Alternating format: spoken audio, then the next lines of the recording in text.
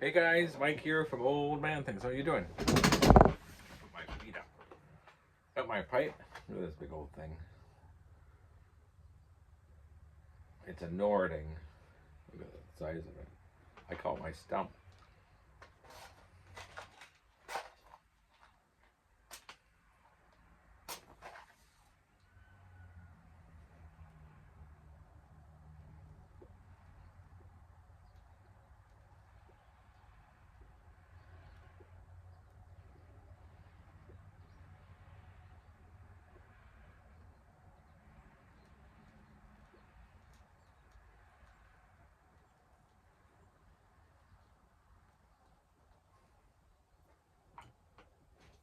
So it's a Monday.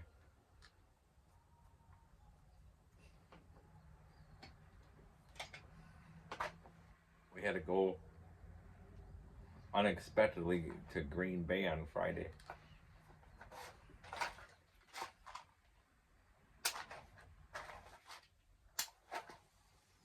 To look for prom dresses.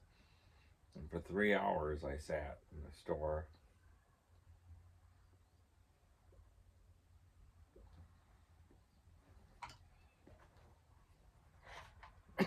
So by the time I got home, it was late and I didn't have time to do a Friday night pipe chat. But I thought I'll do one today. So this will be my Monday night pipe chat.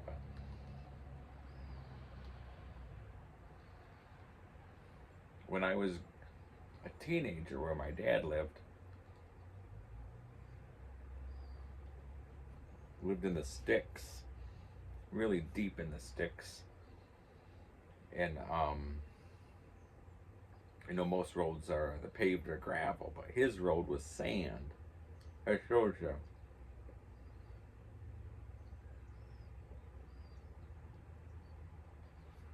And you always knew when summer was there, or coming close, because you'd hear the whippoorwills. You know, the whippoorwill, whippoorwill at night.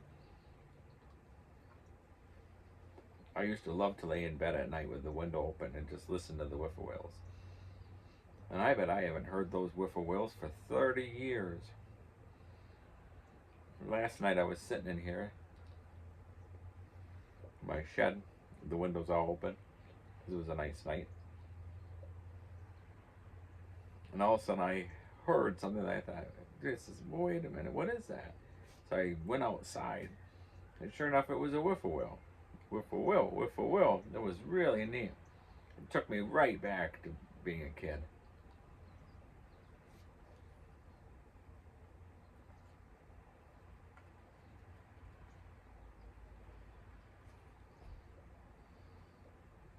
Just wanted to share that. And then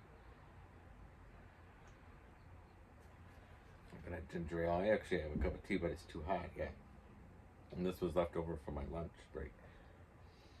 I don't know if you guys watched the video of me giving the pipe to the guy from Ukraine.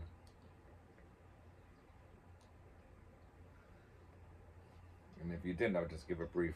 When I gave it, there's a guy that has an antique shop down the road from us. He's from Ukraine. He always wanted a pipe. I gave him a pipe. Then I went back later and I said, "What'd you think of the pipe?" And he was waiting for his brother to come from Ukraine, and it was going to be their gift together. Smoke that pipe. So they closed for the season. And the last I had been there, I said, "Is the brother there?" And I didn't see the guy. His name is Michael. I just saw his wife, and she said, "Yeah, just got here this week." So that was the last I knew. Well, it opened up on Monday last week. So on Friday, I got off. So I drove to that antique shop, and as I pulled into the parking lot, there was Michael, the guy from the Ukraine, and he was standing there just with the biggest grin, waiting for me to get out of the truck. And he said, "Mike," he said, "I've been thinking about you so much."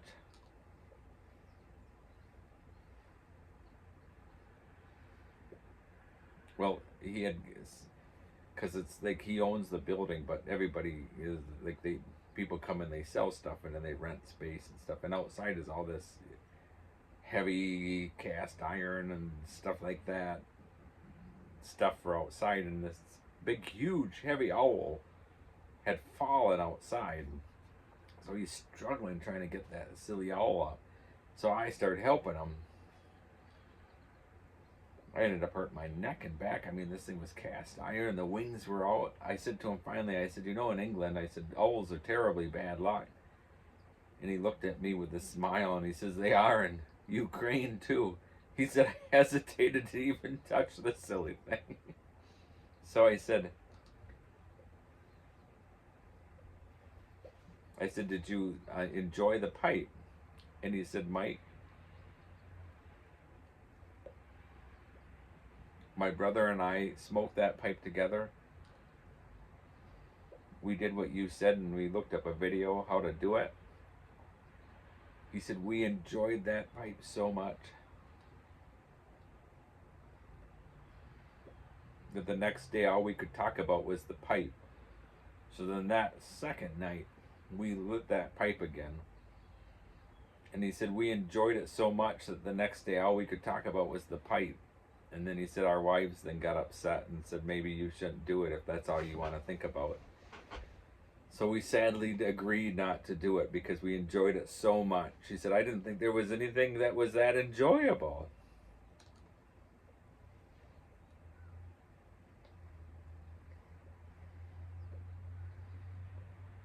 I said, well, what if you did limits? And he said, no.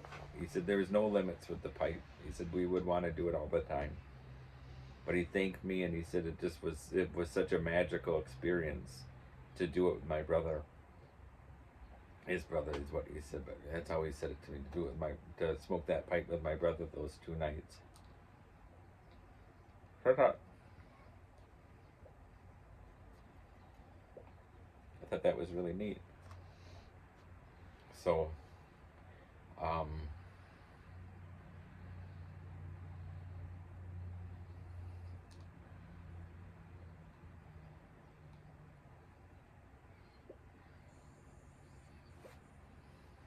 do a dad story.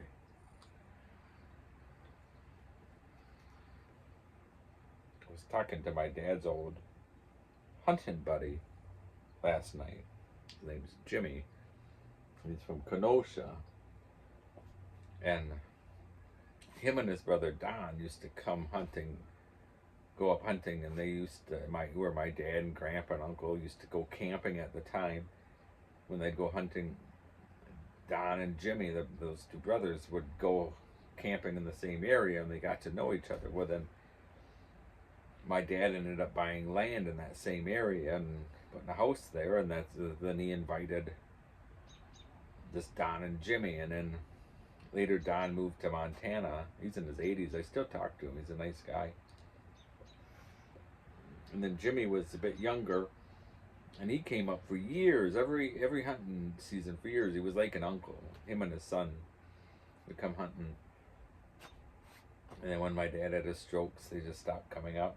But anyway, so I was talking to him last night. We had a good laugh, and we were saying some stuff, and he brought up my dad's cat, and it just brought a memory back to me, and I just thought it was so funny.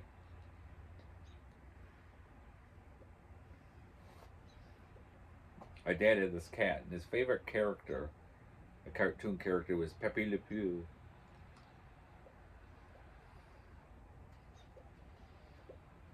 And this cat was black with a white tail and had this white spot on his back. So my dad said it reminded him of Pepe Le Pew. So he called it Pepe Le Pew, and it was the meanest cat. Oh, was it mean? You would touch that cat and go... And my dad evidently was well, it started to then that...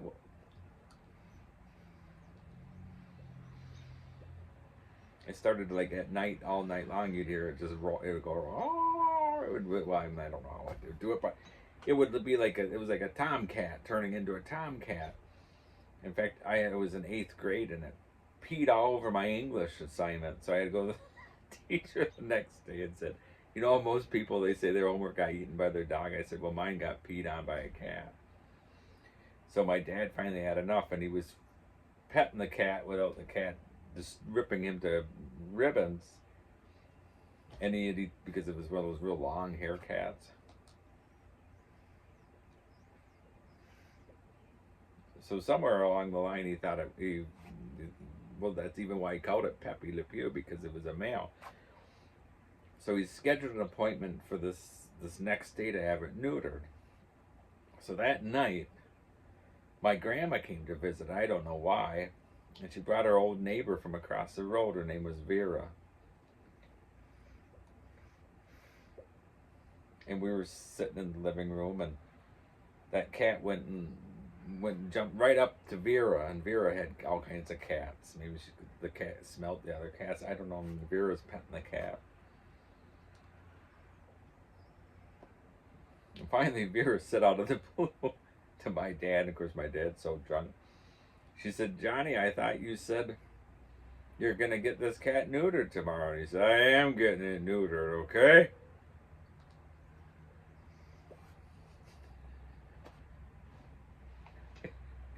If you watch my Charlie Jasinski, now you know where I got him from. Anyhow, she said, "No, you're not." And he said, "Yes, I am." These are the things peeing everywhere. And he said, "It's either that or it's going to go somewhere else." And she said, "Johnny, this isn't a male cat. This is a female cat." He had the cat for like 5 years. He said, "I know it's a male cat. I felt things on it." And she said, "No, you didn't. It's a female." So then my dad started to grab the cat to try to get the cat screaming and roaring, and claws are going. Turns out it was a female cat. I just wish when he went to go take the cat that the vet would have came out and said to my dad, "I'm sorry, I can't do the surgery. It's a female cat." I just wish that that would have happened. Oh. Okay, guys, going in longer than I expected. See you guys later. Thanks for watching. I always have fun telling stories about my dad to you guys. I appreciate it that you guys listen. Cheers.